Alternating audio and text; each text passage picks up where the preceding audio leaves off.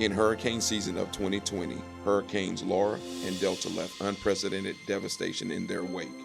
The morning after the storms, Parish employees had boots on the ground, coordinating the recovery efforts. Our recovery has already begun, and the police jury will be there with you every step of the way. This community is resilient, and with hard work and perseverance, we will get through this together. We are here for you because we are you, one community, together, Parish proud.